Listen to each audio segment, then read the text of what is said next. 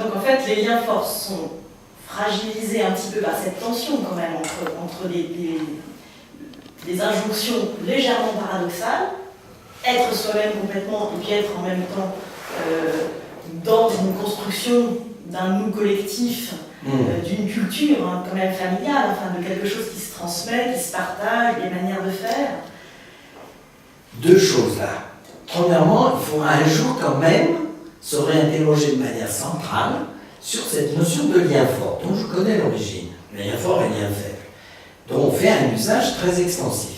Et sous-entendu que le lien fort est supérieur à un lien faible. C'est quand même ça qui est contenu derrière ça, même si les liens faibles peuvent rendre quand même quelques services si on cherche du travail, etc. Je pense que ça mérite question. Est-ce que, je pense, en tout cas, en ayant travaillé sur la séparation, les femmes ne recherchent pas un lien fort avec leur conjoint, tout au moins elles cherchent un lien fort conditionnel. Je veux bien un lien fort avec mon conjoint à la condition que ce lien fort m'autorise à être moi-même. Donc, mettre des éléments de fragilité entre guillemets, c'est-à-dire que j'ai ma vie personnelle. Mais le lien fort valorisé par valoriser, il est valorisé par une toute petite minorité, je veux dire traditionnelle, ils ont le droit et tout, mais c'est absolument pas la conception que nous avons. Donc, sur cet élément, si on reste, si vous prenez le lien fort, la famille définie par un lien fort, les nouvelles technologies, ben vous arrivez justement les tyrannies du lien. Enfin, que vous arrivez que dans la déstabilisation. Donc pour moi c'est une reformulation, c'est un soutien, pour dire les choses autrement. Je pense que quand même, fondamentalement, c'est plus quand même un soutien à la vie personnelle que d'abord à la vie commune. Alors, la deuxième partie de la question, c'est en fin de compte, c'est quoi le nous familial? Le nous familial, d'abord, on ne sait pas forcément très bien ce que c'était, mais aujourd'hui, et ça, c'est là que ça va devenir intéressant et compliqué, c'est pas forcément des pratiques communes, chacun pouvant être dans son monde, et donc le nous, c'est éventuellement trouver des moments communs, à distance ou non, donc on peut le faire aussi avec de nouvelles technologies, dans lequel moi je vis dans mon monde, vous, en tant que conjoint, vous vivez dans votre monde. Si c'est ça, c'est pas la peine qu'on vive ensemble.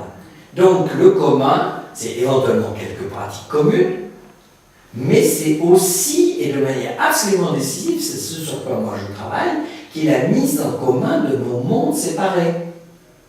Parce que nous pouvons vivre dans des mondes séparés tout en mettant en commun nos mondes. Et donc la logique de la conversation est absolument au centre de la famille moderne. Parce que si effectivement chacun est dans son espace sans communication, il y a un moment donné, ce que Guidel s'appelle la relation pure, elle est tellement pure qu'il n'y a strictement plus rien. Non, donc elle est... De ce fait, ces outils qui finalement, parce que les contenus sont devenus reproductibles, donc certes on les regarde plus en même temps, mais on les regarde, on peut se les échanger facilement, on peut en discuter facilement. Donc les outils permettent particulièrement cette conversation familiale, ces échanges familiaux, finalement. Ces problèmes-là, à mon avis, du point de vue de la recherche, on manque de savoir, par exemple, dans les conversations, quelle est la place de ces choses-là. Alors, juste une petite parenthèse, parce que j'ai mis un tout petit peu de temps à la comprendre, ça paraît peut-être évident, même j'avais déjà vu sur la lecture. En fin de compte, le succès de la série, à mon avis, est parfaitement formaté pour que, soit en couple, soit avec un enfant, etc., il y a une négociation. Si cette série marche à 2 ou à 3, alors c'est le bonheur total. Mais si c'est un film, on recommence à zéro, angoisse absolue. Tandis que si c'est une série sur 3 ans, ça fait 3 ans d'un moment commun de stabilité. C'est le rêve. C'est le rêve. Donc il faut... Peut-être... oui.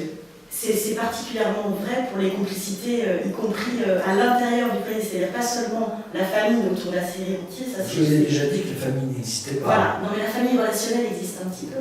Non, la famille relationnelle, c'est justement, si on réécoutait ce que je viens de dire, j'ai bien dit à 2 ou à 3, etc. C'est-à-dire que chacun, à un moment donné, pour cette série, ça va peut-être être la mère et la fille, voilà. Ça peut être...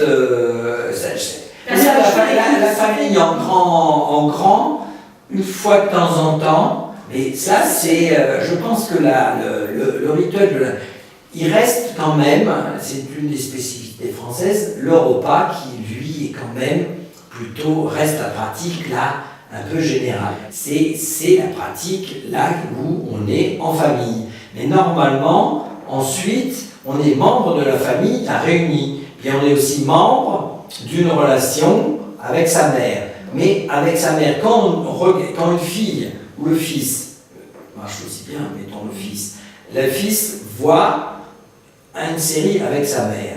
Bon, il fait des compromis, j'ai des entretiens où par exemple le fils dit ça ne m'intéresse pas vraiment, mais je suis content parce que pendant 1 heure j'ai ma mère.